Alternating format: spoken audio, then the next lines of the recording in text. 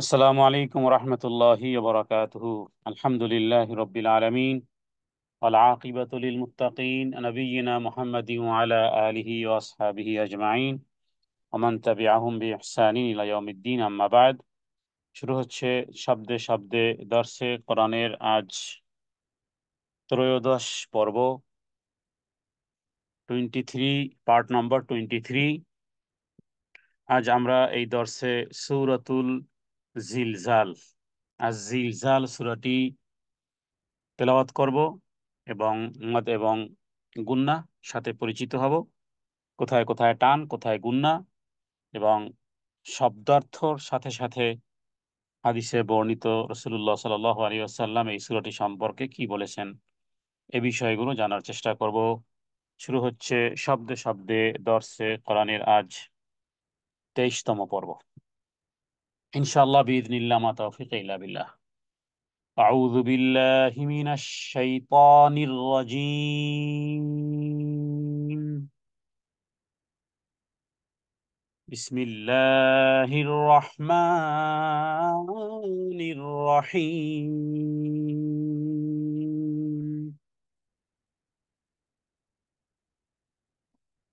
সূরা আল জিলজাল।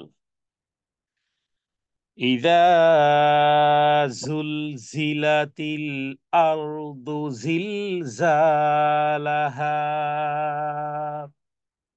ইযা যুলজিলাতিল আরদু জিলজালাহা।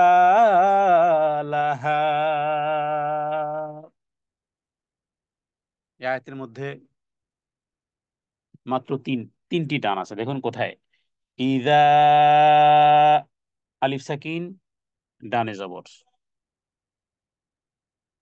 জুলজিলাতিল আরদু, কোথাও টান নেই। জিলজালাহা, এখানে দুটি টান। এক হলো জায়, আলিফ সাকিন ডানে জবরের কারণে টান, আর লাহা, এখানে আলিফ সাকিন ডানে জবরের কারণে টান। তাহলে জিলজালাহা দুটি টান, আর এর পূর্বের দুটি শব্দের কোথাও টান নাই। ইযা জুলজিলাতিল আরদু, কোথাও কিন্তু টান হলো না। জিলজালাহা, ইযা জুলজিলাতিল আরদু জিলজালাহা। জিলজাল শব্দটি অর্থই হলো ভূমিকম্প। জিলজাল অর্থই হলো যে পৃথিবীকে ঝাঁকুনি দেওয়া।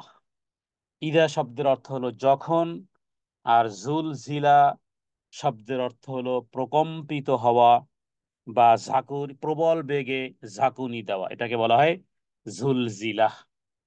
আরদু শব্দের অর্থ হলো এই জমিন বা এই পৃথিবী। জিলঝালাহা একই শব্দ, যে ভীষণ কম্পন, কম্পনের সাথে। তাহলে যখন প্রচণ্ড কম্পনে এই জমিন প্রকম্পিত হবে, পৃথিবীকে যখন তার প্রচণ্ড কম্পনে কাঁপিয়ে দেওয়া হবে, এই পৃথিবী যখন প্রচণ্ড কম্পনে কম্পিত হবে, তাহলে জালজালা, জালজালা মানে প্রচণ্ডভাবে জোরে জোরে ঝাড়া দেওয়া বা ভূকম্পিত হওয়া। পৃথিবী যখন আপন কম্পনে প্রবলভাবে প্রকম্পিত হবে, সারা পৃথিবী এট এ টাইমে কেঁপে উঠবে, গোটা পৃথিবী একই সাথে কেঁপে উঠবে, আর সমস্ত বস্তু চূর্ণ বিচূর্ণ হয়ে যাবে। এই অবস্থা তখন হবে, এই অবস্থা তখন হবে, এর পূর্বে সিংহায় প্রথমবার ফুৎকার দেওয়া হবে। তাহলে প্রথমবার যখন সিংহায় ফুৎকার দেওয়া হবে, এই সিংহায় ফুৎকার দেওয়ার সাথে সাথে এই পৃথিবী প্রচণ্ডভাবে কম্পিত হবে। ফলে হাদিস থেকে আমরা জানি যে কতবার কতবার ফু দেওয়া হবে। প্রথম একটি পৃথিবী প্রবলভাবে প্রকম্পিত হবে। এটা কিভাবে? আল্লাহর ভয়ে, মানে এমনি কি এই প্রকম্পিত হওয়াটা এমনি এমনি প্রকম্পিত হওয়া না, বরং কোরআন থেকে আমরা জানি আল্লাহ তাআলার ভয়ে এই পৃথিবী কাঁপতে থাকবে।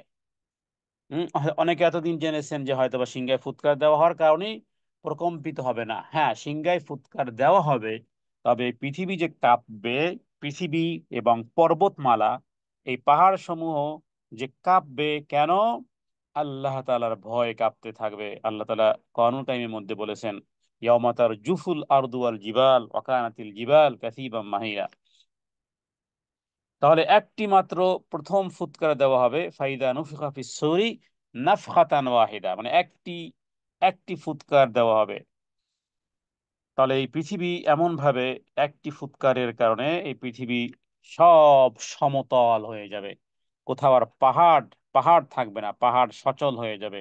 পাহাড়গুলো মরীচিকায় পরিণত হবে, পাহাড় সমূহ ধূলিকণায় পরিণত হবে, পাহাড় সমূহ ভেঙ্গে চুরমার ধূলিকণায় পরিণত হয়ে যাবে, পাহাড়গুলো ধ্বনিত রঙিন পশমের মতন হয়ে যাবে, সমুদ্রকে পানিকে উত্তাল করা হবে।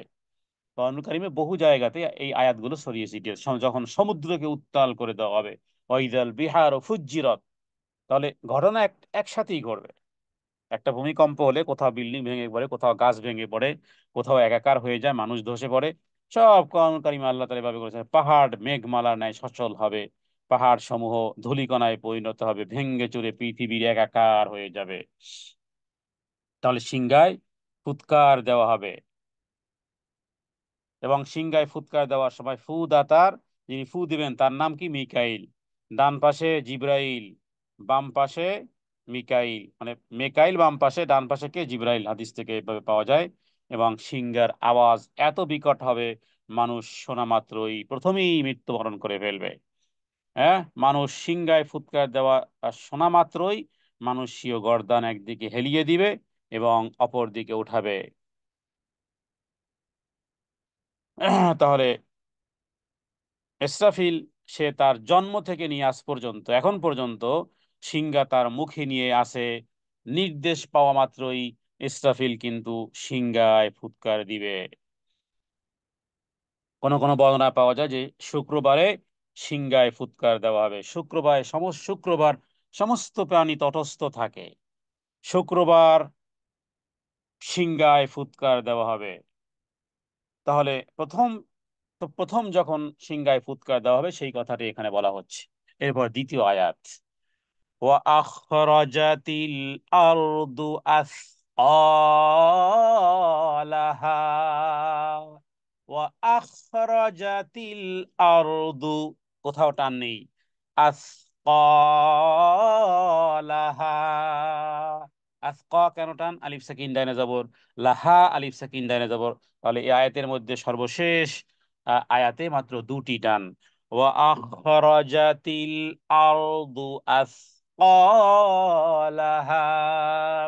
ও মানে এবং, আখরাজা মানে কি? বের করে দেওয়া। আখরাজা ইয়াখরুজু, আমরা বলি না মাখরাজ, মাখরাজ। হ্যাঁ, আরবি হরফ পড়তে হলে যে মাখরাজ, মাখরাজ মানে কি? হ্যাঁ, বের হওয়া। তো খরাজা ইয়াখরুজু মানে এক্সিট। ওয়া আখরাজাতিল, বের করে দিবে, আরদু পৃথিবী, এই জমিন, আসকালাহা, এই পৃথিবীর মাটির বুকে যা কিছু আছে, চাই মানুষ আছে, হ্যাঁ, কবরের সব এদেরকে বের করে দিবে, আবার ধন সম্পদও বের করে দিবে।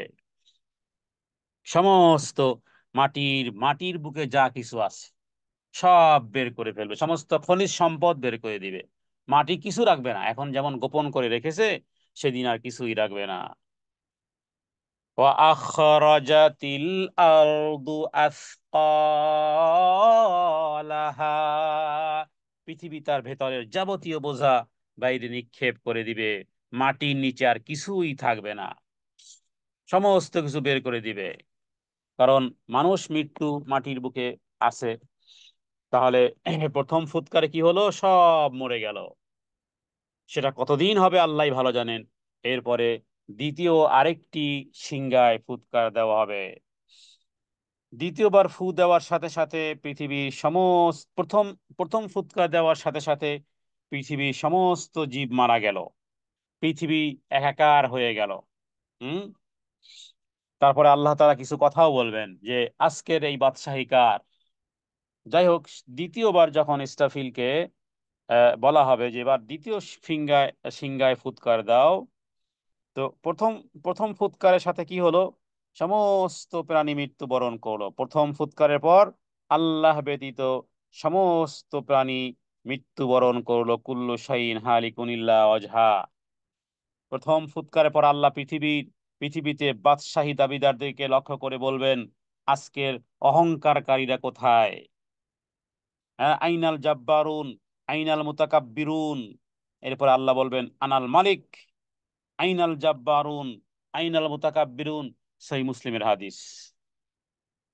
তো কে কে উত্তর দেবে? কেউ তো নেই, সব কিছু শেষ হয়ে গেছে। আজকের বাদশাহী কার? হ্যাঁ, প্রথম ফুৎকারে পর আল্লাহ বলবেন আজকের বাদশাহী কার, নিজেই পরে উত্তর দিবেন। এবার তিনবার বলবেন এভাবে করে। হ্যাঁ, লিমানিল মুলকুল ইয়াউম, এই কথাটা আল্লাহ কয়বার বলবেন? তিনবার। লিমানিল মুলকুল ইয়াউম, আজকের বাদশাহী কার? লিমানিল মুলকুল ইয়াউম, লিমানিল মুলকুল ইয়াউম। কে দিবে উত্তর? কেউ তো নেই বেঁচে। আল্লাহ বলবেন লিল্লাহিল ওয়াহিদিল কাহ্হার।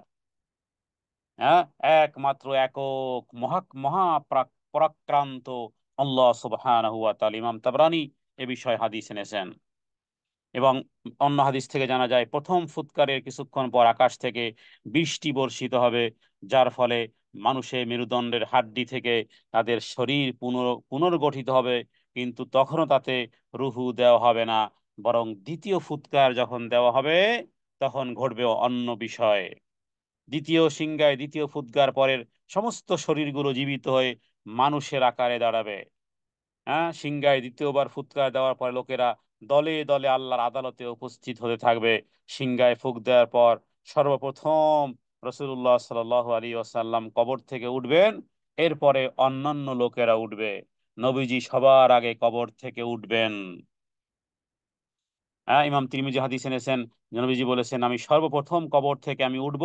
ওই সময় আমি উঠে দেখব যে আরশের খুঁটি সমূহের একটি খুঁটি ধরে মুসা আলাইহিস সালাতু ওয়াস সালাম দাঁড়িয়ে আছেন। নবীজি বলেন আমি জানি না যে তিনি আমার আগে কবর থেকে উঠবেন, না তিনি ওই সমস্ত লোকদের অন্তর্ভুক্ত যাদেরকে আল্লাহ চিন্তা মুক্ত রাখবেন, কারণ তিনি তো একবার বেহুশ হয়েছিলেন। কে? মুসা আলাইহিস সালাতু ওয়াস সালাম। তাহলে দ্বিতীয় আয়াতে বলা হচ্ছে কি, দ্বিতীয় যখন সিংহায় ফুৎকার দেওয়া হবে, ওয়া আখরাজাতিল আরদু আসকালাহা,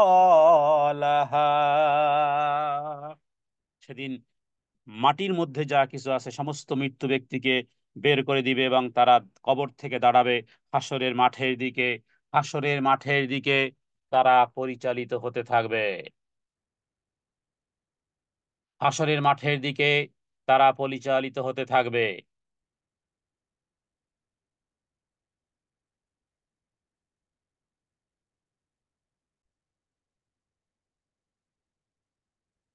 وأخرجت الأرض أثقالها, আর জমিন তার সমস্ত ভারকে বের করে দিবে। হাদিস থেকে আমরা জানি রাসূলুল্লাহ সাল্লাল্লাহু আলাইহি ওয়াসাল্লাম তিনি বলেছেন যে শুধু মৃত্যু মানুষদেরকেই নিক্ষেপ করে ক্ষান্ত হবে না, বরং তাদের প্রথম জীবনের, একেবারে তাদের প্রথম জীবনের সমস্ত কথা কাজ এবং যাবতীয় আচার আচরণের যে রেকর্ড, সাক্ষ্য প্রমাণ, হ্যাঁ, তার গর্ভে চাপা ছিল সেগুলোও বের করে দিবে, বাইরে ফেলে দিবে। এবং জমিন সেগুলো বর্ণনাও করে দিবে। কোন কোন মুফাসসিরগণ উল্লেখ করেছেন যে জমিনের মধ্যে যে সমস্ত ভূগর্ভে সঞ্চিত যে সমস্ত বিষয়গুলো আছে, স্বর্ণ রূপা হীরা মণিমাণিক্য ইত্যাদি, সব কিছু বের করে দিবে। এবং একটি হাদিস থেকেও পাওয়া যায় রাসূলুল্লাহ সাল্লাল্লাহু আলাইহি ওয়াসাল্লাম বলেছেন পৃথিবী তার কলিজার টুকরা বিশাল আকার স্বর্ণখণ্ডের আকারে উদ্গীরণ করে দিবে। তখন যে ব্যক্তি মানুষকে হত্যা করেছিল ধন সম্পদের জন্য, হ্যাঁ, সে বলবে যে আমি কি এগুলো পাওয়ার জন্য এত বড় অপরাধ করেছিলাম? আমি কি অর্থের কারণে আত্মীয়দের সাথে সম্পর্ক ছেদ করেছিলাম? হ্যাঁ, যার হাত কাটা যাবে সে বলবে যে কি আমি এই সম্পদের জন্যই কি আমি হাত হারিয়ে হারিয়ে ফেলেছিলাম? তার মানে মাটির নিচে যত দাফন আছে, পৃথিবীর ভার, এগুলোকে বলা হয়, এগুলো সব বের করে দিবে।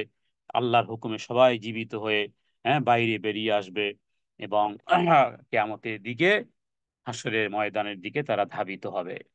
তৃতীয় আয়াত, وقال الإنسان ما لها وقال الإنسان মা লাহা। ওয়াও মানে এবং, কলা টান কেন, আলিফ সাকিন ডাইনে জবর, ওয়া কলাল ইনসানু, ইং এটা একফা গুন্না, নুন সাকিনের পরে সিন এসেছে, ইনসান, এখানে ইং একফা গুন্না, সিনের উপরে খাড়া জবর, যার কারণে টান হয়েছে। ওয়াকালাল ইনসানু মা লাহা। মা কেন টান, আলিফ সাকিন ডাইনে জবর, লাহা কেন টান, আলিফ সাকিন ডাইনে জবরের কারণে টান হয়েছে। তাহলে টানের বিষয়গুলো বারবার আমি উল্লেখ করতেছি এই কারণে যে এইগুলো ব্যতীত অন্য কোথাও টান দেয়া যাবে না। ওয়াকালাল ইনসানু, এই আয়াতের মধ্যে মোট 4টি টান আছে, একটি গুণনা আছে। ওয়াকালাল ইনসানু মা লাহা।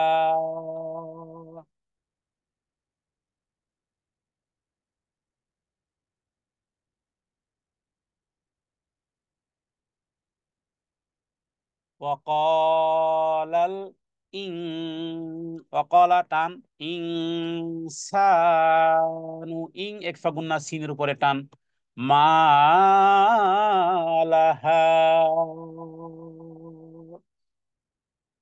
অ মানে, অ মানে এবং, কলা মানে বলবে ইনসান, মানুষ সেদিন বলবে, মা লাহা এই জমিনের কি হলো, মানুষ সেদিন বলবে যে কি ব্যাপারের কি হলো।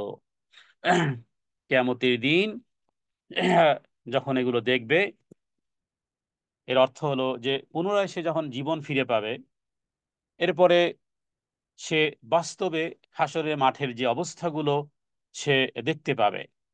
তো এর দ্বারা যারা যারা আখিরাতকে অস্বীকার করেছিল, অসম্ভব মনে করত, কারণ বেশ কিছু হাদিস থেকে এভাবে বোঝা যায় যে তারা প্রশ্ন করবে যে কে আমাদের এই নিদ্রা থেকে কে আমাদেরকে জাগ্রত করলো, মাম বাআসানা মিন মারকাদিনা, কে আমাদের শয়নাঘাট থেকে উঠালো। জবাব আসবে, হাদা মা ওয়াদার রহমান ওয়া সাদাকাল মুরসালুন, সূরা ইয়াসিনের মধ্যে আল্লাহ তাআলা বলেছেন, এটা তো সেই জিনিস যার ওয়াদা করুণাময় আল্লাহ তাআলা করেছিলেন, এবং আল্লাহর পাঠানো রাসূলগণও সত্য বলেছিলেন। তো ইমানদাররাই যে কাফেরদেরকে এই জবাব দেবে এ ব্যাপারে কথা নয়, বরং তাদেরকে জানিয়ে দেওয়া হবে, কারণ প্রত্যেকের ইমানের আকীদা অনুযায়ী ইনফরমেশন গুলো ওইভাবে হবে। কিন্তু সমষ্টিগতভাবে সবাই সেদিন বিস্ময় প্রকাশ করবে যে কি হলো আজকের। সূরা ইয়াসিনের 52 নম্বর আয়াতে কিছুটা এর জবাব পাওয়া যায়। তো মানুষ ভীত সন্ত্রস্ত হয়ে বলবে যে কি ব্যাপার, কি হয়ে গেল, এই পৃথিবী এমন ভাবে কাঁপছে, খনিজ সম্পদ সব বাইরে ফেলে দিচ্ছে, কি ব্যাপার, কি হয়ে গেল এই পৃথিবী। তো যারা পরকালের উপরে বিশ্বাস রেখেছে তারাও, কারণ একটা হলো যে থিওরিক্যাল আর একটা হলো প্র্যাকটিক্যাল, একজন মানুষকে থিওরিক্যাল যতই দেওয়া হোক না কেন, কিন্তু প্র্যাকটিক্যাল যখন আসে তখন একটা ভিন্ন অভিজ্ঞতা, ভিন্ন একটা এক্সপিরিয়েন্স আসে। কারণ এখন মানুষ কাফের হোক, মুমিন হোক, ইমানদার হোক, বেঈমান হোক, সবাই সরাসরি দেখতে পাবে। তো তখন মানুষ বলবে যে কি হলো এর, অকাল আল ইনসানু মা লাহা। এরপরে চতুর্থ আয়াত, يومئذ تحدث أخبارها، يومئذ تحدث أخبارها। কোথায় টান কোথায় গুন্না এগুলো খেয়াল করুন। ইয়াউমাইযিন, এখানে একফা গুন্না, ইয়াউমাই এরকম পড়া যাবে না। ইয়াউমা ইযিন, কোথাও টান নেই, শুধু গুন্না। ইয়াউমা ইযিন, ইয়াউমা ইযিন, এখানে তানবিনের পরে তা এসেছে বিধায় এটা একফার কায়দা হয়েছে, বাংলায় অনেশ্বরের মতন। ইয়াউমা ইযিন তুহাদ্দিসু, কোথাও টান নেই, তুহাদ্দিসু, ইয়াউমাইযিন তুহাদ্দিসু আখবারাহা, এখানে দুটি টান। আখবা আলিফ সাকিন ডানে জবর, এখানে টান হয়েছে। আর রহা এখানে আলিফ সাকিন ডাইনে জবর হওয়ার কারণে টান হয়েছে। আখবারাহা, তাহলে এই আয়াতের মধ্যে একটি গুন্না, দুটি টান, খেয়াল করুন। ইয়াউমা ইযিন তুহাদ্দিসু আখবারাহা।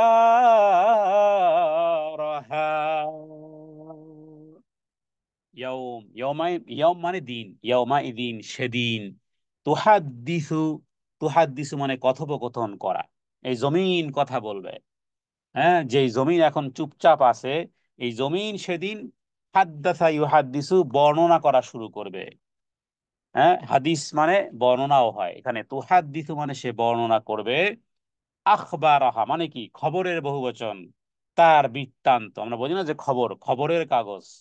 হ্যাঁ, যখন একাধিক পত্রিকা জমা হবে তখন বলা হয় আখবার, মানে একাধিক খবর সমূহ যা আছে জীবনের শুরু থেকে নিয়ে শেষ পর্যন্ত সব এই জমিন সেদিন, এই পৃথিবী নিজের উপর সংগঠিত বৃত্তান্ত সেদিন বর্ণনা করে দিবে।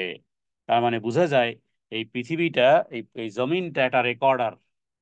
হ্যাঁ, একটা রেকর্ডার, রেকর্ডিং হচ্ছে, সব কিছু রেকর্ডিং হচ্ছে, এবং নিজের উপর সংগঠিত বৃত্তান্ত সে বলে দিবে।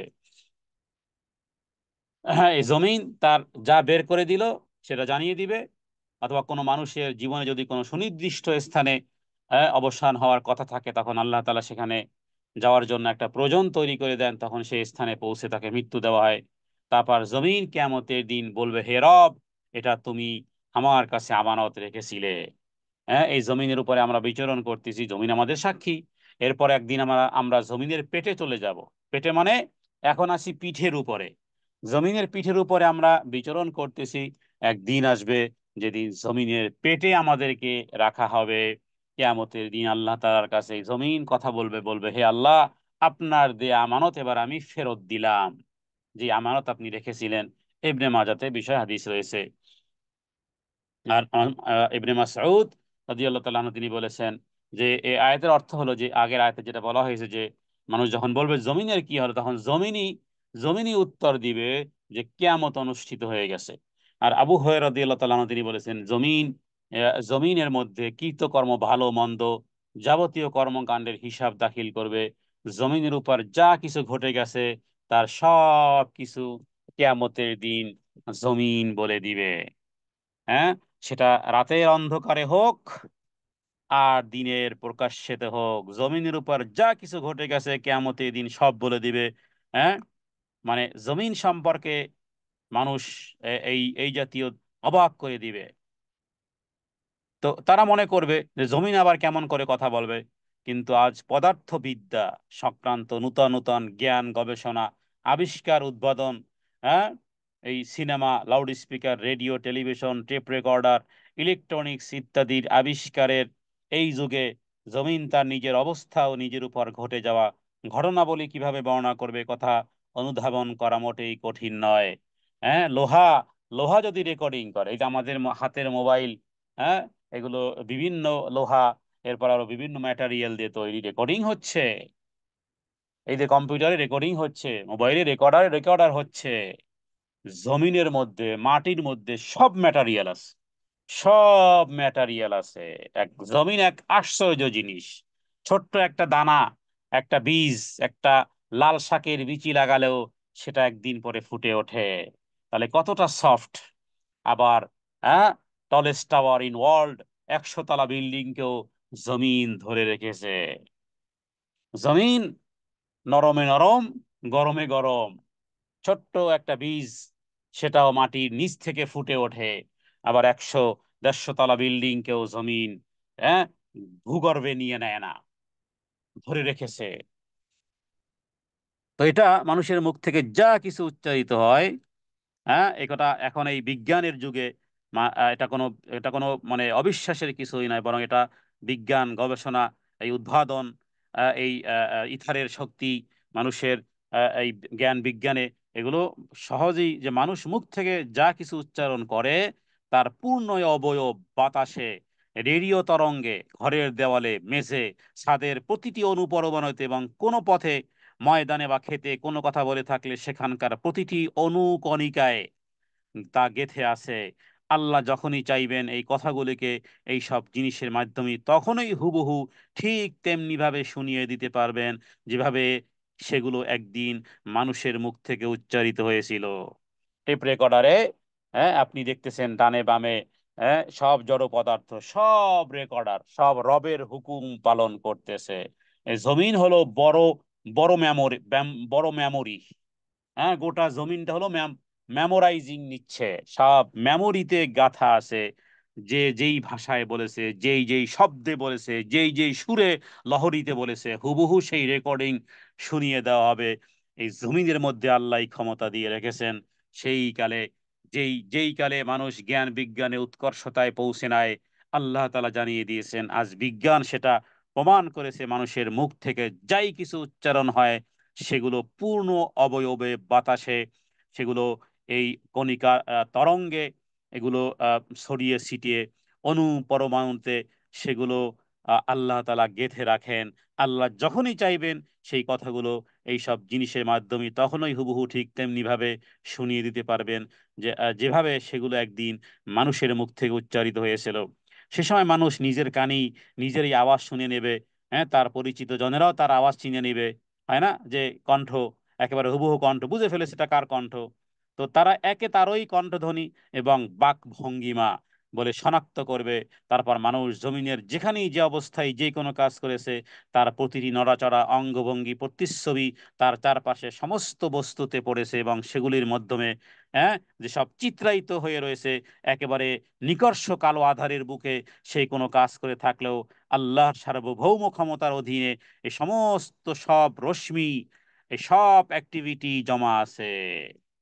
হ্যাঁ, প্রজেক্টর, প্রজেক্টরে দেখেন না যে এখন তো আর টিভির স্ক্রিনও প্রয়োজন হয় না, প্রজেক্টরে একেবারে ওয়ালের মধ্যেই আপনি লাইটের ফোকাসে সব কিছু অ্যাক্টিভিটি, কথন প্রকথন, যাবতীয় সব কিছু অ্যাক্টিভিটি হাতের নাগালের মধ্যে।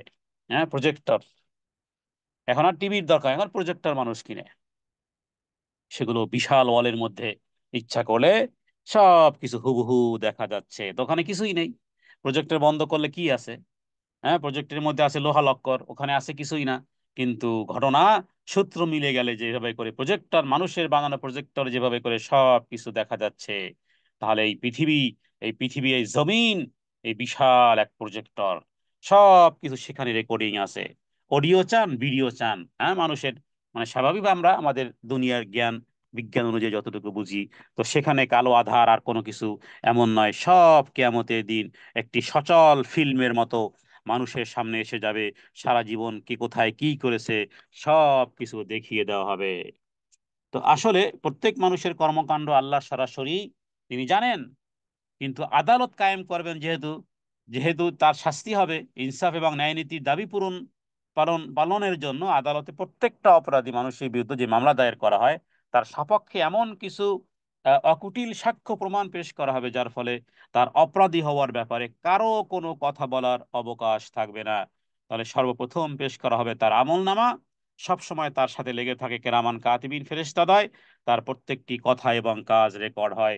সূরা কফের 17 নম্বর আয়াতে, সূরা কফের 17 নম্বর আয়াতে আল্লাহ তাআলা বলেছেন, মা ইয়ালফিজু মিন কাওলিন ইল্লা লাদাইহি রাকিবুন আতীদ। মা ইয়ালফিজু মিন কাওলিন, মানুষ এমন কোন ওয়ার্ড উচ্চারণ করে না যা রেকর্ডেড হয় না, যা লিখিত হয় না। মা ইয়ালফিজু, ইয়ালফিজ লাফাজে, ইয়ালফিজু মানে ওয়ার্ড, একটা শব্দ বলেন, সেটাও ফেরেশতারা লেখে। কিরামান কাতিবিন, ফেরেশতাদের কাজই হলো এগুলো সব সুরক্ষিত করে রাখা। এরপরে কিয়ামতের দিন আমলনামা হাতে দেয়া হবে, বলা হবে, ইকরা কিতাবাক কাফা বিনাফসিকা আল-ইয়াওমা আলাইকা হাসিবা। পড়ো, পড়ো তুমি, ইকরা কি, তোমার কিতাব তুমিই পড়ো, কাফা, তুমি আনাফ, বিনাফসিকা আল-ইয়াওমা আলাইকা হাসিবা, তুমি তোমার হিসেব নেওয়ার জন্য তুমিই যথেষ্ট। রেকর্ডিং একটা না, রেকর্ডিং বহু জায়গাতে রেকর্ডিং হচ্ছে, পাই টু পাই, অণু পরমাণু। শুধু তাই নয়, হৃদয়ের মধ্যে কি আছে সেগুলোও রেকর্ডিং হয়ে আছে, সেগুলো আল্লাহ তাআলা জানেন। তো এই কারণে সূরা বনী ইসরাঈলের মধ্যে আল্লাহ বলেছেন, তো মানুষ এগুলো অবাক হয়ে যাবে, তখন এমন কোনো বিষয় নেই যেখানে সংযোজিত হয়নি। সূরা কাহফের মধ্যে আছে, লা ইউগাদিরু সাগীরাতান কাবীরাতান ইল্লা আহসা, ছোট বড় ক্ষুদ্র মাঝারি কোনো কিছু বাদ যায় না। মানুষ বলবে, মালি হাজাল কিতাব, এটা কেমন রেকর্ডিং, এটা কেমন একটা কিতাব, লা ইউগাদিরু সাগীরাতান ওয়ালা কাবীরাতান ইল্লা আহসাহা ওয়া ওয়াজাদু মা আমিলু হাজিরা। ছোট বড়, ক্ষুদ্র থেকে ক্ষুদ্র, বৃহত্তম থেকে বৃহত্তম, এ টু জেড সব লিপিবদ্ধ আছে এর মধ্যে। তো এগুলো তো হিসাব নেওয়ার জন্য সে যথেষ্ট। মানুষ অবাক হয়ে যাবে, কারণ সব কিছু তার মধ্যে সংযোজিত আছে। এরপরে মানুষের নিজের শরীর, দুনিয়ায় শরীরের সাহায্যে যে সমস্ত কাজগুলো করেছে, আল্লাহর আদালতে তার জিহ্বা, হ্যাঁ, তার হাত, তার পা, সূরা ইয়াসিনের মধ্যে আপনার পাবেন যে তারা তাদের হাত এবং তাদের সব অঙ্গ প্রত্যঙ্গ কথা বলবে। তার চোখ সাক্ষ্য দিবে, তার কান সাক্ষ্য দিবে। ইন্নাস সামা ওয়াল বাসারা ওয়াল ফুআদা কুল্লু উলাইকা কানা আনহু মাসউলা। শরীরের সাথে লেপ্টে থাকা চামড়া সাক্ষ্য দিবে, হাত সাক্ষী দিবে, আঙ্গুল সাক্ষী দিবে, কর সাক্ষী দিবে, প্রত্যেকটা অঙ্গ প্রত্যঙ্গ কথা বলবে। হ্যাঁ, তো মানুষ বলবে যে কি ব্যাপার, হ্যাঁ, তারা বলবে যে তোমরা তোমরা কথা বলতেছো, তারা বলবে যে আল্লাহ আমাদেরকে দিয়ে কথা বলাচ্ছেন। পেরেশান হয়ে নিজের অঙ্গ প্রত্যঙ্গকে বলবে তোমরাও আমার বিরুদ্ধে সাক্ষ্য দিচ্ছ। তার অঙ্গ প্রত্যঙ্গ জবাব দিবে যে আজ যে আল্লাহর হুকুমে সমস্ত জিনিস চলছে, তারই হুকুমে আমরাও চলতেছি। হ্যাঁ, কি বলে আপনার কোরআন কারিমে সূরা হামিম সাজদার মধ্যে এই আয়াতগুলো আছে। তারপরে সাক্ষ্য লাগবে না? সাক্ষ্য, এই যে সাক্ষ্য, এই জমিন সাক্ষ্য, এই জমিন সাক্ষ্য, চারপাশে সমগ্র পরিবেশ সাক্ষ্য। সেখানে নিজের আওয়াজ মানুষ নিজের কানে শুনবে, নিজের প্রতিটি কাজকর্মের প্রতিচ্ছবি নিজের চোখেই দেখবে। এর চাইতে অগ্রসর হয়ে দেখা যায় মানুষের মনে যে সমস্ত চিন্তা, ইচ্ছা, সংকল্প, উদ্দেশ্য লুকিয়ে ছিল, এবং যে সমস্ত নিয়তের মাধ্যমে যে নিজের সমস্ত কাজগুলো করছিল, তাও সব সামনে এসে উপস্থিত হয়ে যাবে। যেমন সূরা আদিয়াতের মধ্যে আমরা পড়েছি। তো কোনো রকমের ওজর আপত্তি পেশ করার কোনো সুযোগ আর মানুষের থাকবে না। এই হলো, হ্যাঁ, এই হলো ওই শর্তের জবাব। নবীজি একটি হাদিসের মধ্যে বলেছেন, তোমরা কি জানো যে পৃথিবীর বৃত্তান্ত কি?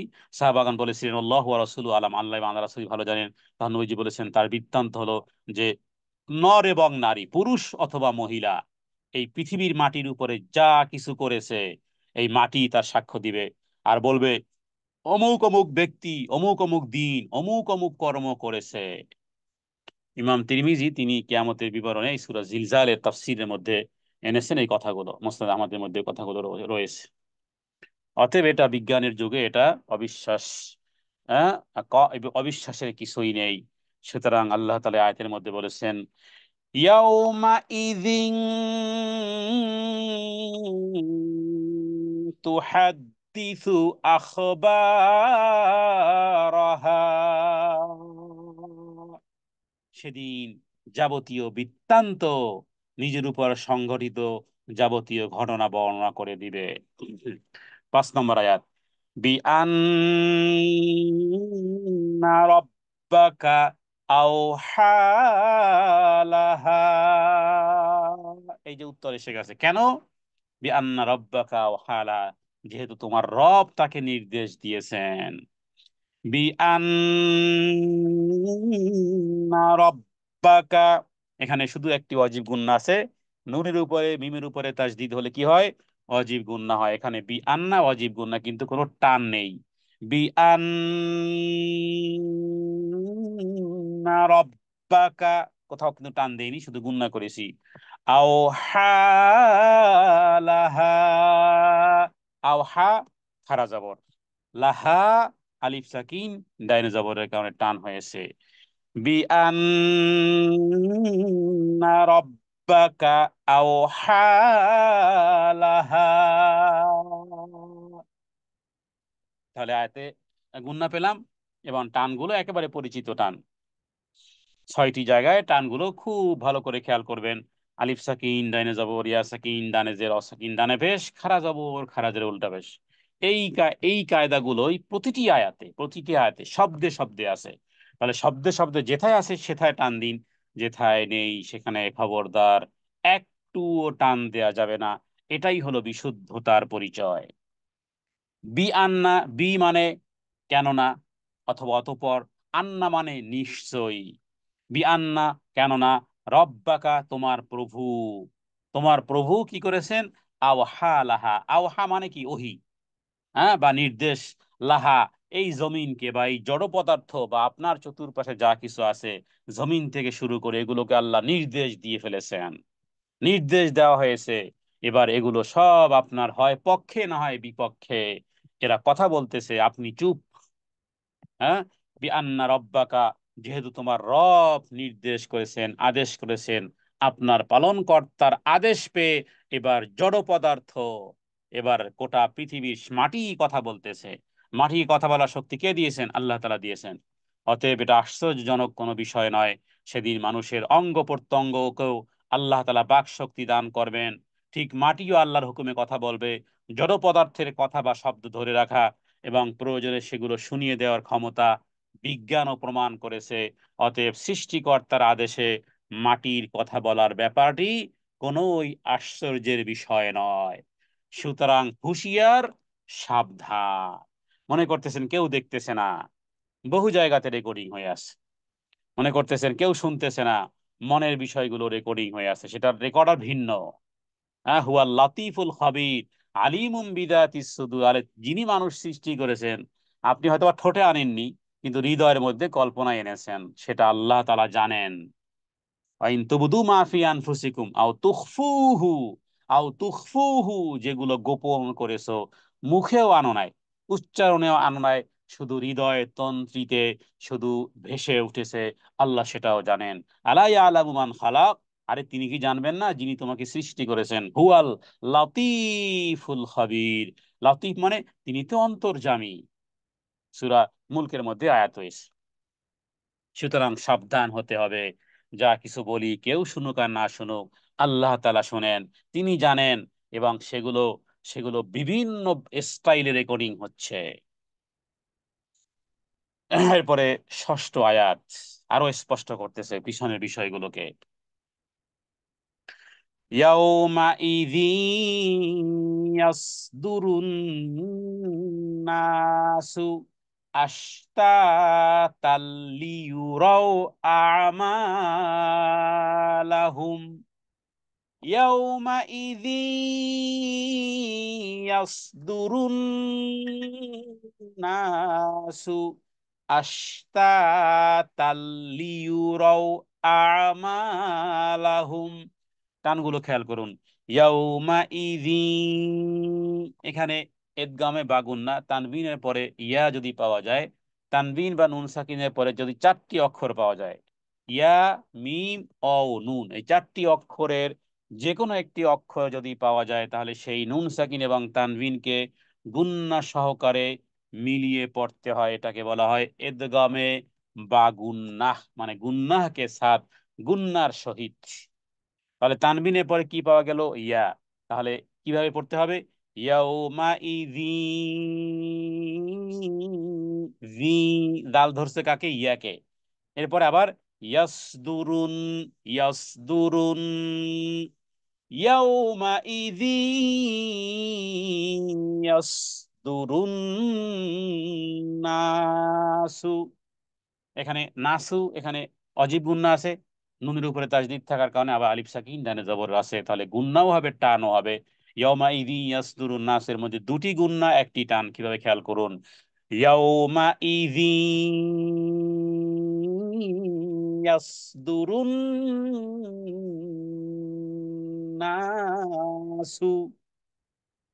এরপরে আশতাতাল, আশতা, কেন টান? আলিফ সাকিন ডানে জবরের কারণে। এরপরে তাল, লিয়ুরাও আমালাহুম, লিয়ুরাও কোথাও টান নেই, আমালাহুম, মা কেন টান? খারা জবরের কারণে। ইয়াউমা ইযিন ইয়াসদুরুন নাসু। আপনারা শব্দ শব্দ শব্দ শব্দ পড়বেন, শব্দ শব্দ ভেঙ্গে ভেঙ্গে, টেনে টেনে, টান নেই তাড়াতাড়ি পড়বেন, টান আছে টানতে টানবেন লম্বা করে, এভাবে করে ধীর ভাবে স্থির ভাবে শব্দ শব্দ বুঝে বুঝে টেনে টেনে পড়ার মাধ্যমে আমরা কাঙ্ক্ষিত লক্ষ্যে পৌঁছতে পারবো। তাহলে ইয়মাইদিন মানে সেদিন, ইয়াসদুর, সদরা ইয়াসদুরু, সদর বলা হয় বুককে। হ্যাঁ, এখানে অর্থ হবে বের করে দিবে। আর নাস মানে মানুষ, আশতাতান মানে কি দলে দলে ভাগ হয়ে যাবে। কিয়ামতের দিনের বিভিন্ন দৃশ্য তখন উপস্থাপন হবে। কোন কোন লোক কিয়ামতের দিন খুব চিন্তিত অবস্থায় উঠে ফেলবে। কোন যাকে কোনো প্রাণী খেয়ে ফেলেছিল সে সেই প্রাণীর পেট থেকে বের হবে, যে পানিতে ডুবে মারা গেছিল সেখান থেকে উল্টিত হবে, যাকে জ্বালিয়ে ছাই করে বাতাসে উড়িয়ে দেওয়া হয়েছিল সেখান থেকে সে উল্টিত হবে। লোকেরা কবর থেকে কেউ কেউ বিক্ষিপ্ত পঙ্গপালের মতো বের হবে, লোকেরা স্ব স্ব কবর থেকে উলঙ্গ অবস্থায় বের হবে, খালি পা, খাতনাবিহীন অবস্থায় উঠবে, হাদিস সহিহ মুসলিমে কিন্তু আছে। হ্যাঁ, কারো শরীরে কাপড় নেই। হযরত আয়েশা সিদ্দিকা রাদিয়াল্লাহু তাআলা আনহু তিনি বললেন, ইয়া রাসূলুল্লাহ, নারী পুরুষেরা এইভাবে উঠবে, একে অপরকে দেখতে থাকবে না? বললেন, আয়েশা, সেদিনটি এত ভয়াবহ হবে আয়েশা, ইয়া আয়েশা, আল আমরু আশাদ্দু মিন আন ইয়ানজুরা বা'দুহুম ইলা বা'দ। হে আয়েশা, দিনটি এত ভয়াবহ হবে, হ্যাঁ, তাকানোর মতন হুশই তো থাকবে না। সে কি নারী না সে পুরুষ, সেটাই তো সে ভুলে গেছে। কোন কোন লোককে কবর থেকে অন্ধ অবস্থায় উঠানো হবে, সূরা তহার মধ্যে 124 নম্বর 126 নম্বর আয়াতে আছে। কে কবর থেকে অন্ধ উঠবে? প্রশ্ন হবে। হ্যাঁ, তাকে আল্লাহ কবর থেকে অন্ধ উঠাবেন, সে বলবে, আল্লাহ, দুনিয়াতে আমি চক্ষুষ্মান ছিলাম, রব্বি লিমা হাসারাতানি আমা, কেন আপনি আমাকে অন্ধ করে উঠালেন? ব্যাপার কি, আমি তো দেখতেছি না, আমি অন্ধ কেন? আমি অন্ধ কেন? অকাদ কুনতু বাসীরা, আমি তো দুনিয়াতে চক্ষুষ্মান ছিলাম। আল্লাহর পক্ষ থেকে আসবে, হ্যাঁ হ্যাঁ হ্যাঁ, তুমি দুনিয়াতে চক্ষুষ্মান ছিলে, কিন্তু আজকে ওঠানো হচ্ছে তোমাকে অন্ধ করে কেন?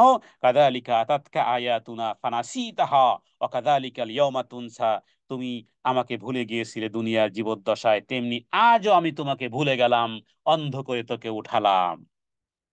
তারপরে কিছু লোককে বধির মুখ অন্ধ করে তোলা হবে, কবর থেকে বের হওয়া মাত্রই দুইজন ফেরেশতা তাদেরকে আল্লাহর আদালতে ধরে নিয়ে উপস্থিত করিয়ে দিবে।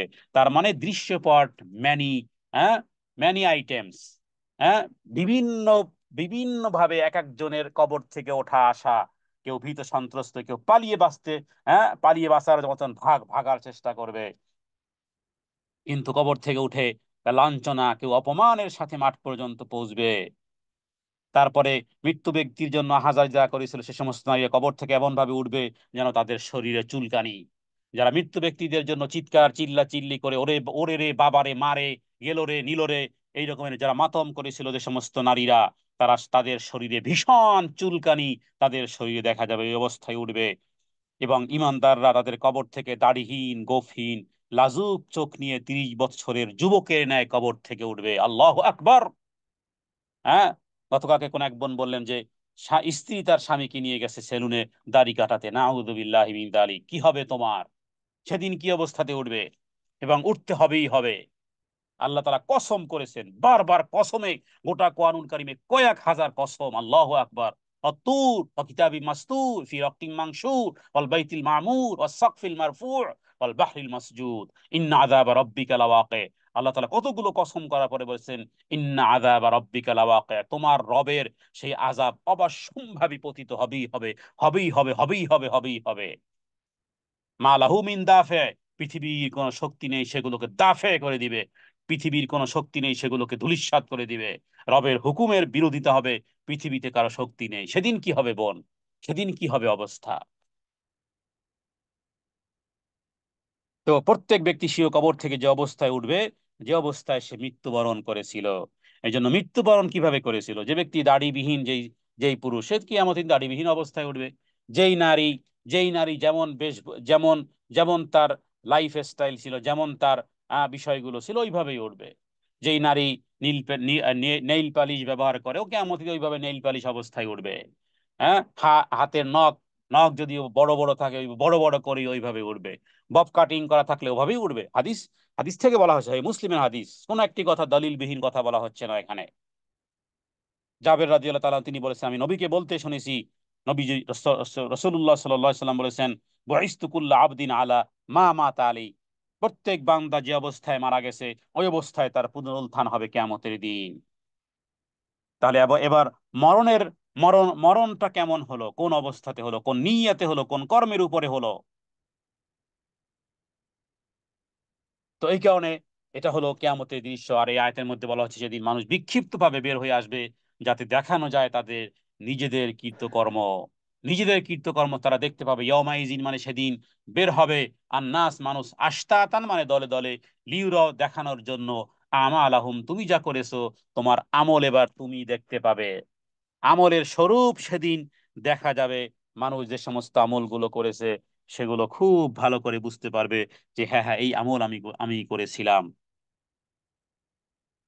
লিউরাও আমালাহুম। এরপরে সপ্তম আয়াত, ফামাই ইয়ামাল মিসকালা যাররাতিন খায়রান ইয়ারাহ, ফামান ইয়ামাল মিসকালা যাররাতিন খায়রান ইয়ারাহ। টান গুলো খেয়াল করুন। ফামাই, নুন সাকিনের পরে ইয়া এসেছে, এখানে ইয়া মিম নুন ইদগামে বা গুন্না। ফামাই, এরপরে ইয়া আমাল, কোনো টান নেই। মিসকালা, আলিফ সাকিন ডানে জবর টান হয়েছে। যাররাতিন, যাররাতিন কিন্তু গুন্না করবেন না, কারণ তানবিনের পরে খ, খ হলো ইজহারের অক্ষর, স্পষ্ট করে পড়তে হবে। যাররাতিন খায়রাই, খায়রাই। কেন? এখানে ইদগামে বা গুন্না, তানবিনের পরে ইয়া এসেছে, ইয়া মিম নুনের চারটি যে কোনো একটা আসলে গুন্না সহকারে মিলিয়ে পড়তে হবে। খায়রাই ইয়ারাহ, এখানে আসলে ইয়ারাহু আছে, থামলে এখানে এক সাকিন, এই কারণে ইয়ারাহ বললাম। অথবা ইয়ারাহু মানে সে দেখতে পাবে, হা মানে অতঃপর, মান মানে যেই হোক না কেন, মানে সবাই। ইয়ামাল, আমালা ইয়ামালু মানে কাজ করা, মিসকালা মানে পরিমাণ, যাররাতিন মানে অণু, খাইরান মানে ভালো, ইয়ারাহু সে দেখতে পাবে। তাহলে অর্থ দাঁড়ালো, কেউ অণু পরিমাণ ভালো কাজ করলেও সে কিয়ামতের দিন দেখতে পাবে। অতএব কেউ যদি সামান্য পরিমাণ ভালো কাজ করে কিয়ামতের দিন দেখতে পাবে। বলতে পারেন সামান্য ভালো, সামান্য অনুপরিমাণ কি? উদাহরণস্বরূপ হাদিস থেকে বলা যেতে পারে যে কারো সাথে আপনি শুধুমাত্র সাক্ষাতের সময় আপনি শুধু একটু মুখে একটু হাসি রেখেছেন, ব্যাস, এটাই বহু বড় নেকামল হয়ে গেছে। কারো সাথে সাক্ষাতে একটু হাসি মুখে, বিশেষ করে যারা কাস্টমার সার্ভিসে কাজ করে, এদের এরা এরা হাস্যোজ্জ্বল ভাবে, স্মাইলিং ভাবে তারা মানুষের সামনে উপস্থাপন হয়। চাকরির কারণে সওয়াব পাওয়া যাবে না। রবের জন্য যদি করা হয়, রবের জন্য যদি স্মাইলিং হয়, তাহলে সেটার জন্য কিয়ামতে রেওয়ার্ড রয়েছে। দুনিয়ার জন্য করলে হবে না। কারণ আমার রব হলেন এমন, যিনি তার জন্য একনিষ্ঠভাবে করলেই সেটাই গ্রহণ করেন। যা খুশি গান্দা পচা আর যা কিছু ওই মিক্স মিক্স মিক্স আর কি বলে আপনার এই ককটেল, এগুলো আমার রব কবুল করেন না। ইন্নাল্লাহ তাইয়্যিবুন লা ইয়াকবালু ইল্লা তাইয়্যিব, আমার রব পবিত্র, পবিত্র জিনিস ছাড়া তিনি গ্রহণ করেন না। তাহলে দুনিয়াতে অনুপরিমাণ অনুপরিমাণ যদি কোনো ভালো কিছু থাকে, তাহলে সেটা কিয়ামতের দিন সে পাবে, দেখতে পাবে। অনুপরিমাণ ভালো কাজ করলেও সে দেখতে পাবে। হ্যাঁ, আনন্দিত হবে। ভালো কাজ, সামান্য সামান্য ছোট্ট ছোট্ট ভালো কাজ সে দেখে, হ্যাঁ, সে আনন্দিত হবে। কারণ এবার অনুপরিমাণ সামান্য জিনিসও সে পেয়ে পেয়ে গিয়েছে। অনুরূপ ভাবে পরের আয়াতটি পাঠ করে এরপর আমরা কিছু কথা বলবো হাদিস থেকে। এরপরে সর্বশেষ আয়াত, ومن يعمل مثقال ذرة شرا يره ومن يعمل, একই টান একই গুণনা একই যেহেতু শব্দ। ওয়ামাই, নুন সাকিনের পরে ইয়া এসেছে, ইদগামে বা গুণনা। ওয়ামাই ইয়ামাল মিসকালা যাররাতিন, এখানে তানবিনের পরে শিন এসেছে, একফার হরফ, যার কারণে গুণনা করতে হবে। যাররাতিন শাররাই ইয়ারা, আগের আয়াতে ছিল খায়রান ইয়ারা, খায়র মানে ভালো, আর এখানে শাররার মানে অসৎ কর্ম। তার মানে অনুপরিমাণ বিন্দু পরিমাণ ভালো করেন খারাপ করেন উভয়টাই কিয়ামতের দিন উপস্থিত পাওয়া যাবে। তাহলে এই আয়াতের মধ্যে প্রথম আয়াতে বলা হয়েছে অনুপরিমাণ সৎ কাজ করলেও পাওয়া যাবে, আর দ্বিতীয় আয়াতে সর্বশেষ আয়াতে বলা হয়েছে অনুপরিমাণ খারাপ কাজ করলেও অসৎ কাজ করলেও কিয়ামতের দিন সেটা দেখতে পাওয়া যাবে। প্রত্যেকটা সামান্যতম নগণ্যতম, এখন বর্তমানে ডিজিটাল ডিজিটাল সিস্টেম হওয়ার কারণে আপনারা জানেন যে অনসানটি, হ্যাঁ, সেটাও পরিমাপ করা যায়। তো আমাদের প্রত্যেকটা কাজের একটা ওজন আছে, একটা মূল্য আছে। অসৎ কাজ হোক অথবা সৎ কাজ, অসৎ কাজ যতই ছোট হোক না কেন, হ্যাঁ, তো সেটাও উপেক্ষা করার মতো নয়। আবার কোন ছোট সৎ কাজকেও ছোট মনে করে ত্যাগ করা উচিত নয়। কারণ এই ধরনের অনেক সৎ কাজ মিলে আল্লাহ তাআলার কাছে একটি অনেক বড় সৎ কাজ হিসেবে গণ্য হতে পারে। অনুরূপভাবে কোনো ছোট নগণ্য সৎ কাজকেও না করা উচিত, কারণ এই ধরনের অনেকগুলো ছোট ছোট গুনাহ একত্রিত হয়ে বিরাট গুনাহের স্তূপে জমা হয়ে যায়। রাসূলুল্লাহ সাল্লাল্লাহু আলাইহি সাল্লাম বলেছেন, জাহান্নামের আগুন থেকে বাঁচো এক টুকরো খেজুর দান করে হলেও, অথবা একটি ভালো কথা বলার বিনিময়ই হোক না কেন। একটা ভালো কথা, কুল্লু মারুফিন সাদাকাহ, রাসূলুল্লাহ সাল্লাল্লাহু আলাইহি সাল্লাম বলেছেন, যে কুল্লু মারুফিন সাদাকাহ, এটা না শুধু আপনি কাউকে, আপনার সন্তানকে পানি ঢেলে খাওয়ালেন, স্বামীকে পানিটা ঢেলে দেন, এখনো স্বামীর সামনে বোতলটা রেখে দিয়েছেন। আমরা আগেকালে দেখতাম, যদিও এখন স্টাইল পাল্টে গেছে, যে স্ত্রীরা বিশেষ করে আমাদের মাদেরকে দেখতাম যে আহ, খাবার, তরি তরকারি, প্লেটে, মানে ভাত শেষ হয়ে যাচ্ছে আবার প্লেটে বেড়ে দিচ্ছে। তো এটাকে যদি আল্লাহ সন্তুষ্টির জন্য করা হয়, কারণ হাদিসে শুধু বলা হচ্ছে যে যদি কোনো ব্যক্তি কাউকে একটু একটু গ্লাসে বা মগে পানি ঢেলেও যদি খাওয়ানো হয়, পানি ঢেলেও যদি কোনো খাওয়ানো হয়, এটাকেও বহু বড় ধরনের সৎ কাজ হিসেবে হাদিস হাদিস এটাকে সাব্যস্ত করেছে। মুসনাদ আহমদে বিষয়ে হাদিস রয়েছে। অনুরূপভাবে আপনি সেটা কাউকে পানি ঢেলেও খাওয়াতে পারলেন না, কোনো ভাইয়ের সাথে যদি হাসি মুখে সাক্ষাৎ করেন, কোনো ভাইয়ের সাথে হাসি মুখে সাক্ষাৎ, বোনেরা যখন বোনদের সাথে মিলিত হবে হাসি মুখে, কেন এই হাসি, কেন এই হাসি, এটাও নেক, এটাও সৎ কাজ, কিয়ামতের দিন এটুও পাওয়া যাবে। মুসনাদ আহমদের মধ্যে হাদিস রয়েছে। রসুল্লাহ সাল্লাহ সাল্লাম একবার মেয়েদেরকে সম্বোধন করে বলেছিলেন যে, হে মেয়েরা, নারীরা, হে নারীরা, তোমরা তোমাদের প্রতিবেশীর সাথে, তোমরা প্রতিবেশীর বাড়িতে সামান্যতম নগণ্যতম কোনো জিনিসও প্রেরণ করতে এটাকে ছোট মনে করো না। হতে পারে সেটা ছাগলের পায়ের একটি খুর, খুর খুর মানে কি, যেটা একেবারে শুধু ওটা খাওয়ার মতো না, এরকমের মানে এমন হাড্ডি, যে হাড্ডি খাওয়ার মতো না, কিছু হাড্ডি আছে না যেগুলো একেবারে শক্ত থাকে, মানে আর কিছুই নেই, খুর পাঠিয়েছেন, কোনো গোশতের এক টুকরাও নেই, এতটুকু যদি আপনি কারো বাড়িতে পাঠান, এটাও অনেক বড় সওয়াবের কাজ। এক্ষেত্রে আজকের একটা ভুল আপনাদেরকে ভাঙতে হবে। এখন হয়তো বা প্রশ্ন করতে পারেন যে আপনি কারো বাড়িতে খুর নিয়ে রওনা করেছেন, কিচ্ছু নেই, কোনো গোশত নেই, মনে হতে পারে যে এটা না দেওয়ার চেয়ে না দেওয়াই ভালো, কি মনে করে? এই যে মনে করাটা, এটা কোনো ব্যক্তি, সাহাবায়ে কেরামের মধ্যে কোন কোন ব্যক্তিবর্গ তারা মনে করতেন, ছোট্ট ছোট্ট সামান্য কাজকে তারা মনে করতেন এ না করার চেয়ে না করাই ভালো।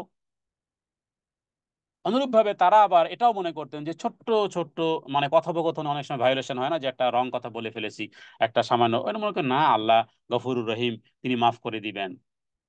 মানে এই রকমের থিঙ্কিং এরও মানুষ আমাদের মধ্যেও কিন্তু আছে। আজকের এই বিষয়ের ভুল ভাঙতে হবে, কারণ ফামাইয়া আমাল মিসকালা যাররাতিন খাইরান ইয়ারা, ফামাইয়া আমাল মিসকালা যাররাতিন শাররান ইয়ারাহু, হাদিস থেকে আসে এভাবে করে, যে রসুল্লাহ সাল্লাহ সাল্লাম যেভাবে করে মেয়েদেরকে বলেছিলেন, অনুরূপভাবে নবীজি বলেছিলেন, হে আয়েশা, হে আয়েশা, যে সমস্ত গুনাহকে ছোট মনে করা হয় সেগুলো থেকে দূরে থাকো, কারণ আল্লাহ তাআলার দরবারে সেগুলো সম্পর্কেও জিজ্ঞাসাবাদ করা হবে। এবং নবীজি, মুসনাদ আহমদের মধ্যে আরেকটি বর্ণনায় রয়েছে, নবীজি বলেছেন, ছোট্ট ছোট্ট গুনাহসমূহ থেকেও নিজেকে রক্ষা করো, কারণ সেগুলো আহ, কারণ সেগুলো সব মানুষের উপর একত্রিত হয়ে তাকে ধ্বংস করে দিতে পারে। যেমন আপনারা জানেন যে রাস্তায় পথ চলতে গিয়ে হতে পারে সামান্য একটা নুড়ি পাথর, আজ পর্যন্ত শুনেছেন কোথাও যে পাহাড়ের সাথে কোনো মানুষ ধাক্কা খেয়েছে?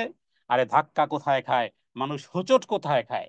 রাস্তায় পথ চলতে গিয়ে সামান্য নুড়ি পাথর, তার সাথেই কিন্তু মানুষ হোঁচট খায়। ছোট্ট ছোট্ট ভায়োলেশনের মাধ্যমে কিন্তু বহুত বড় ধরনের গুনাহের মধ্যে সামিল হয়। তো এই কারণে এই কোন কোন ব্যক্তি এটাকে মনে করতেন যে ছোট্ট ছোট্ট বিষয়গুলো হয়তো বা আল্লাহ আল্লাহ প্রশ্ন করবেন না। হ্যাঁ, আল্লাহ তাআলা মাফ করবেন, সেটা ভিন্ন জিনিস, কিন্তু ছোট্ট ছোট্ট জিনিসগুলো থেকে যাবে কিয়ামতের দিন যদি আল্লাহ তাআলা ক্ষমা না করেন। অনুরূপভাবে ছোট্ট ছোট্ট ভালো যে সমস্ত কাজগুলো আছে, যেগুলোকে আমরা মনে করি ছোট কাজ, কোন কোন কোন কোন ব্যক্তি, কোন কোন সাহাবী, তারা একেবারে ছোট কাজকে মনে করতেন, যেগুলো করার কি দরকার, তাদের সেই থিঙ্কিং এ কুঠারাঘাত করার জন্য এই আয়াতে স্পষ্ট করে বলা হয়েছে যে সামান্যতম বিন্দু পরিমাণ কাজও কিয়ামতের দিন আল্লাহ তাআলার সামনে দেখতে পাবে। বিন্দু মাত্র পাপও সে প্রত্যক্ষ করবে। ইমাম বুখারী, ইমাম মুসলিম, তারা এই আয়াত এনেছেন, এবং আয়াতের তাফসীরে তারা বলেছেন যে ফামাই ইয়ামাল মিসকালা, এই হলো যে ইমাম বুখারী আদি ইবনে হাতেম থেকে বলেছেন, অনুরূপভাবে আরো বেশ কিছু, যে পুণ্যের কাজকে কখনো হালকা মনে করো না। সেটা নিজের বালতি থেকে পানি তুলে কোনো পিপাসার্ত পানি করানো, অথবা কোনো মুসলমান ভাইয়ের সঙ্গে অন্তরঙ্গ মুহূর্তে তার অনুভূতি সহকারে হ্যাঁ ভালোভাবে সাক্ষাৎ করাটাকেও এটা তোমরা কি মনে করবে, পুণ্যের কাজ মনে করবে। অনুরূপভাবে কাউকে সামান্যতম ছোট্ট কোনো কিছু উপহার উপটৌকন দেওয়াকেও তোমরা এটাকে ছোট কাজ মনে করবে না। মুসনাদে আহমদে, যেটা রাসূলুল্লাহ সাল্লাল্লাহু আলাইহি ওয়াসাল্লাম হযরত আয়েশাকে স্পষ্ট করে বলেছিলেন, পাপকে কখনো ছোট মনে করবে না। অনুরূপভাবে আহ হযরত আবু বকর সিদ্দিক রাদিয়াল্লাহু তাআলা আনহু, তিনি খাবার হাতে তুলে নিয়ে জিজ্ঞেস করেন, হে আল্লাহ রাসূল, প্রতিটি ক্ষুদ্র পাপের বদলা কি দেওয়া হবে? নবীজি বলেছেন, হে আবু বকর, পৃথিবীতে তুমি যে সমস্ত দুঃখ কষ্ট ভোগ করেছো তাতে তোমার ছোটখাটো পাপেরও প্রায়শ্চিত হয়ে যায় এবং পুণ্য সমূহ তোমার জন্য আল্লাহ তাআলার কাছে রক্ষিত হয়। তবে কিয়ামতের দিন, পরিপূর্ণভাবে কিয়ামতের দিন তোমাকে আল্লাহ তাআলা সেগুলোকে প্রদান করে দিবেন। হযরত আবু বকর তিনি বলেছিলেন, তিনি যখন এই আয়াত নাজিল হয় তখন তিনি কেঁদে দিয়েছিলেন।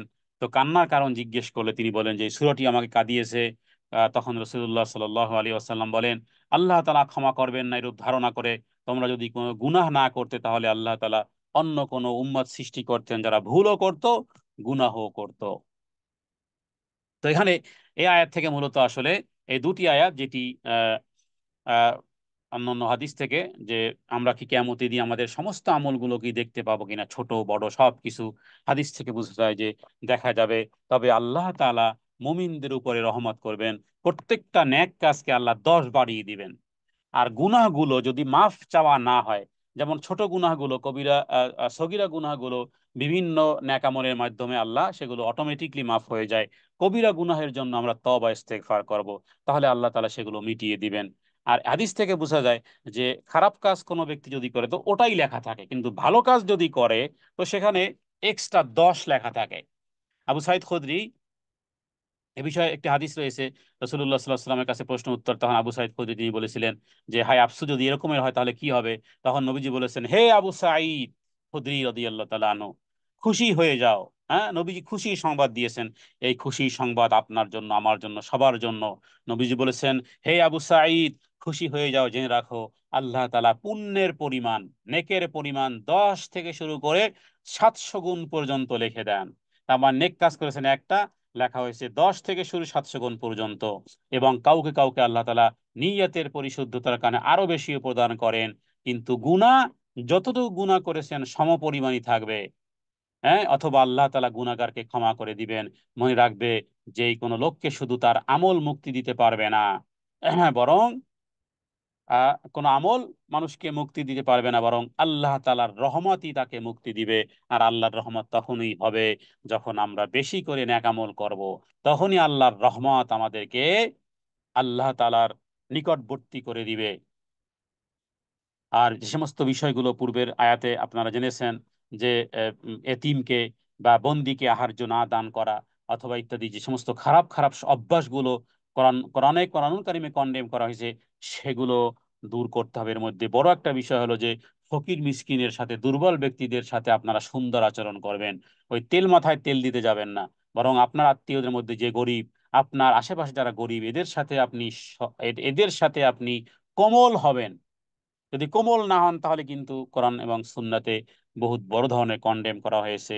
সে সমস্ত বড় বড় ভায়োলেশন থেকে বাঁচতে পারলে ইনশাআল্লাহ আমরা নেকামল করব এক, হয় পাবো 10 সর্বনিম্ন, অথবা পাবো 700 অথবা আরো বেশি। আর খারাপ কাজগুলো যেগুলো হয়ে যায় আমরা সেগুলো তওবা করব। এবং খারাপ কাজ, ছোট ছোট কাজের একটা হাদিস থেকে মোটামুটি পাওয়া যায় যে জাররাটাকে কেউ কেউ বলেছে এটা পিপিলিকা, ছোট্ট পিপিলিকার, এটাও এই পরিমাণও যদি খারাপ কাজ হয় বা ভালো কাজ হয় সেটা পাওয়া যাবে।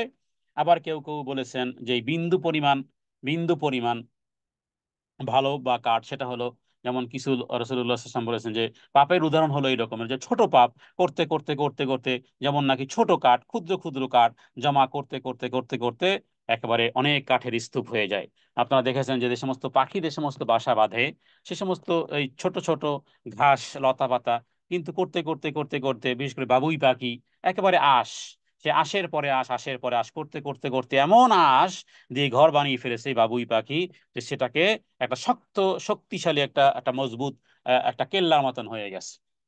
এভাবে করে ছোট ছোট জিনিসগুলো রাসূলুল্লাহ সাল্লাল্লাহু আলাইহি ওয়াসাল্লাম কাঠের উদাহরণ দিয়েছেন, যে সেগুলো ছোট ছোট করে একত্রিত হলো, এরপর আগুন ধরানো হলো, যেটা দিয়ে সে একেবারে রান্নাও করে ফেলতে পারবে। তো এই জন্য ছোট ছোট যে সমস্ত বিষয়গুলো আছে, সেটা ছোট বস্তু মানে জাররার, জাররা বিষয় বলা হয়েছে, সেটা পিঁপড়ে থেকেও ছোট বস্তুকে বোঝানো হয়। অথবা জাররা, জাররা বলতে কোন কোন আলেম বলেছেন যে ঘরের দরজা জানালার ছিদ্র থেকে সূর্যের এই আলোর সাথে যে ধূলিকণা দেখা যায়, সেটাই হলো মূলত জাররা। ইমাম শাওকানি তিনি বলেছেন যে সবচেয়ে ছোট অংশ বলতে যেটা একেবারে দেখাও যায় না, হ্যাঁ, টেলিস্কোপ দিয়েও অনেক জিনিস দেখা যায়, এই রকমের জিনিসগুলোই মূলত আসলে জাররা। আল্লাহ তাআলার কাছে প্রার্থনা করি আল্লাহ তাআলা যেন আমাদেরকে বেশি বেশি করে নেক আমল করার তৌফিক দান করেন এবং গুনাহ থেকে বেঁচে থাকার তৌফিক দান করেন। হাদা মিন্নি ওয়াল ইলমু ইনদাল্লাহ, আল্লাহু আ'লামু বিস-সাওয়াব, সাল্লাল্লাহু আলা সাইয়্যিদিনা মুহাম্মাদিন নবিয়্যিল উম্মি ওয়া আলিহি ওয়া সাল্লিম। আসসালামু আলাইকুম ওয়া রাহমাতুল্লাহি ওয়া বারাকাতুহু।